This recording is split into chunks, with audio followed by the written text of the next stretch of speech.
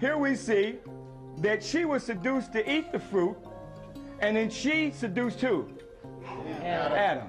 Now we are told that that's the reason for the world's sins of this first woman eating of the tree of good and evil, and that that's also not only the reason for the world's sins, but her monthly cycle is to remind her of that sin. This is what's taught in the church. Okay? Now when sisters start jacking that preacher up, who's been equally spiritually enslaved himself, to tell that story, and that we were born in sin. There was no story whatsoever in the Kemetic Nile Valley that we were born in sin. So a few years ago, back in 1988, boy, time is fast. Seemed like I just got this yesterday. Brother and sister showed me, they said, hey brother, Quasi, you see, there was a black Adam and Eve. Although they made a black Adam and Eve, that has nothing to do with our story. This is what we see the evolutionists and creationists fighting each other, and they know anthropological studies that black people were first, so they put a black Adam and Eve, and gave Adam a Jerry curl and gave Eve a weave. You know, they had to be looking good for each other back then, you know. But it had nothing to do with our story, brothers and sisters. Even though they make it black to make you accept it, this is not still an African story. The African story is the goddess Sheshat giving the fruit of divine life from the tree of divine life and wisdom in order for the king to rule the throne.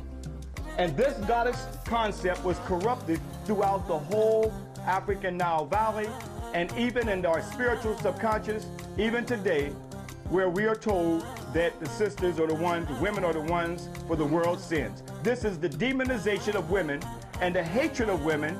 This is part of the sexism that you get in the theologians. Even in Paul, it says that women shouldn't even speak in the church. But I'm letting you know that that is not the African spiritual way, brothers and sisters. We had a god and a goddess. That's a spiritual Ma'atian law that our ancestors saw. Okay? So let's understand that there was no rib, by the way, in the African creation story taken from the man to make the woman. That didn't exist. They were created simultaneously.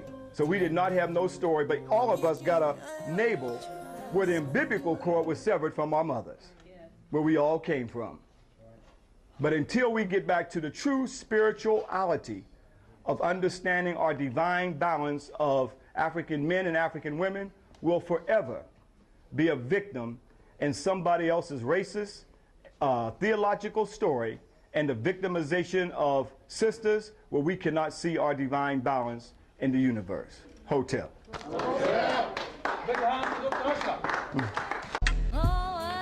The Black Woman is God TV.